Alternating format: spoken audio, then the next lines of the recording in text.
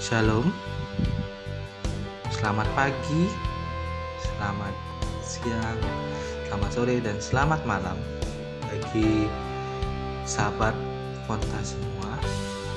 Hari ini kita akan kembali belajar kebenaran firman Tuhan yang berjudul Jangan Lupa Bersyukur. Ada sebuah berita dari laman metro.tempo.co yang berisi seperti ini. Komisi Bidang Trafficking dan Eksploitasi Anak Komisi Pelindungan Anak Indonesia atau yang disingkat dengan KPAI, Aim Mariati Soliha, mencatat lebih dari 50 anak menjadi korban penculikan di awal 2020 ini. Ini baru awal, sudah 17 kasus penculikan dengan korban lebih dari 50 anak. Kata Ai melalui sambungan telepon pada Jumat 7 Februari 2020. Wow, itu belum 2 bulan Bapak Ibu Saudara. Belum 2 bulan sahabat Fonta sekalian. Bahaya menerpa negeri kita. Banyak orang yang menginginkan milik orang lain. Tetapi ini bukan untuk dimiliki saja. Di antara mereka banyak dimanfaatkan dengan jalan-jalan yang salah. Ada yang dijadikan pengemis, pengamen di jalan, juga ada yang dijual, bahkan ada yang dijadikan PSK, dan profesi-profesi yang lainnya yang menurut kita tidak pantas pastinya untuk anak kecil.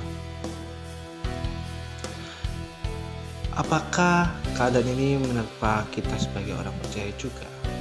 Mungkin tidak separah yang terjadi seperti yang kejadian yang baru kita bahas. Tapi ada satu titik pastinya di mana kita menginginkan sesuatu, barang, atau mungkin hal-hal yang dimiliki oleh saudara kita. Sebelum kita bahas lebih lanjut, mari kita buka kebenaran firman Tuhan yang terambil dari Keluaran 20 ayat 17 dan 1 Tesalonika ayat 5 pasal 5 ayat 18. Keluaran 20 ayat 17. Jangan mengingini umat sesamamu, jangan mengingini istrinya atau hambanya laki-laki atau hambanya perempuan atau lembunya atau keledainya atau apapun yang dipunyai sesama. Selanjutnya 1 Tesalonika 5 ayat ke-18. Mengucap syukurlah dalam segala hal, sebab itulah yang dikehendaki Allah di dalam Kristus Yesus bagi kamu. Nah, dari kebenaran firman yang telah kita baca, ada 2 hal yang akan kita pelajari tentang bagaimananya kita mengingat terus untuk jangan lupa bersyukur. Pertama, dalam Keluaran 20 ayat 17 Tuhan katakan jangan. Jadi dalam kamus besar bahasa Indonesia, kata jangan ini berarti kata yang menyatakan melarang, berarti tidak boleh, hendaknya tidak usah. Itu berarti dalam bahasa Indonesia kita tidak boleh mengingini milik sesama kita manusia, apapun itu, baik barangnya kecil ataupun mungkin besar. Karena kalau kita merasa memerlukan barang itu, bukankah kita harusnya berdoa? Karena di dalam Matius 7 ayat 7 sampai 8 firman Tuhan berkata, mintalah maka akan diberikan kepadamu, carilah maka kamu akan mendapat, ketuklah maka pintu akan dibukakan bagimu. Karena setiap orang yang meminta menerima, dan setiap orang yang mencari mendapat, dan setiap orang yang mengetok baginya pintu dibukakan. Nah, jadi sudah jelas ya bahwa sebenarnya kita hanya perlu minta kepada Tuhan kalau memang hal itu dibutuhkan. Tuhan menganggap bahwa Tuhan itu baik bagi kita. Tuhan akan memberikan apa yang kita minta. Tapi sebelum kita meminta, ada baiknya kita meluruskan hati kita dulu. Jangan meminta karena mengingini. Paulus pun mengutip 2 kali di dalam Roma 7 ayat 7 dan pasal 13 ayat 9. Sini bahwa sebenarnya ini untuk hal yang mengingini itu tidak bisa dibilang tidak diperbolehkan, bukan hanya itu, tapi memang tidak diperbolehkan. Karena ketika kita meminta,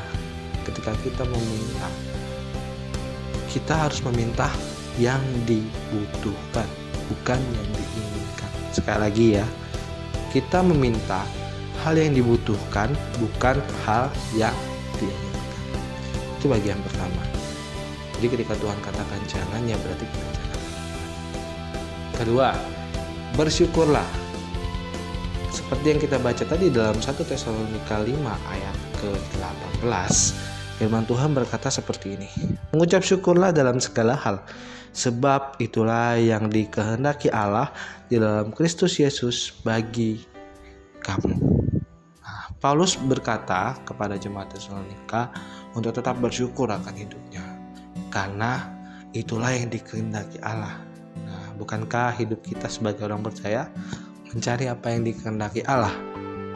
Tetapi ini terkadang kita lupa dan terlalu sering melihat ke atas tanpa melihat ke bawah, melihat yang lebih tinggi tanpa melihat yang lebih rendah. Ketika kita melihat ke atas, tentu saja banyak yang lebih kaya, lebih punyai harta, lebih punyai kedudukan daripada kita. Tapi ketika kita melihat ke bawah, banyak yang lebih susah daripada kita semua, sahabat Ponta. Lihat ke bawah, jangan lihat ke atas terus.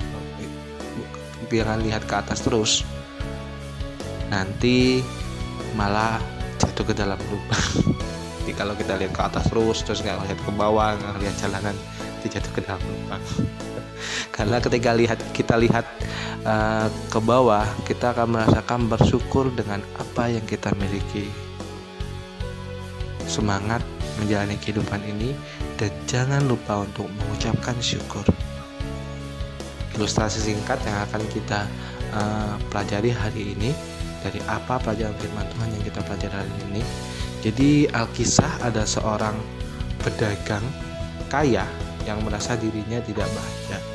Dari pagi-pagi buta dia bangun mulai bekerja, siang hari bertemu dengan orang-orang untuk membeli dan menjual barang, hingga malam hari dia masih sibuk dengan buku catatan dan mesin hidupnya. Menjelang tidur, dia memikirkan rencana kerja untuk keesokan harinya. Begitu setiap hari yang dilaluinya. Suatu pagi, sehabis mandi, saat berkaca, tiba-tiba dia kaget saat menyadari rambutnya mulai menipis dan warna abu-abu. Ya, kalau warna abu-abu berarti sudah menjelang tua ya. Dia berkata, aku sudah menua. Setiap hari aku bekerja telah menghasilkan kekayaan begitu besar, tetapi kenapa aku tidak bahagia? Kemana saja aku selama ini? Setelah menimbang, si pedagang memutuskan untuk pergi meninggalkan semua kesibukannya dan melihat kehidupan di luar sana. Dia berpakaian layaknya rakyat biasa dan membaur ke tempat keramaian. Hidup begitu susah, begitu tidak adil. Kita telah bekerja dari pagi hingga sore, tetapi tetap saja miskin dan kurang uang. Terdengar dari sebagian penduduk yang berkeluh kesah.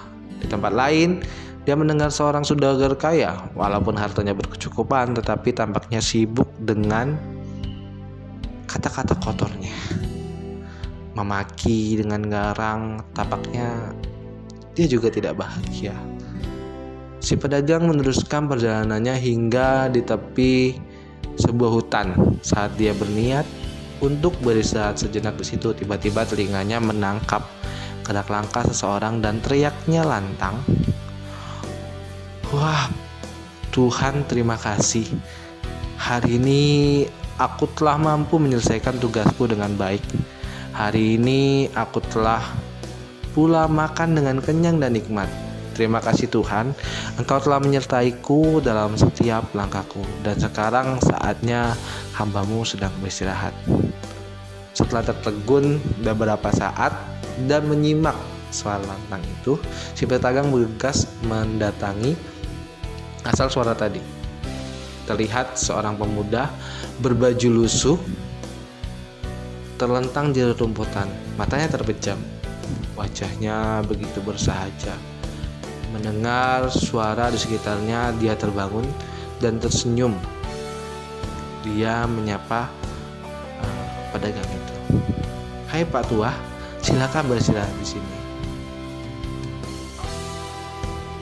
"Terima kasih anak muda. Boleh Bapak bertanya?" tanya si pedagang. "Silakan." "Apakah kerjamu setiap hari seperti ini?"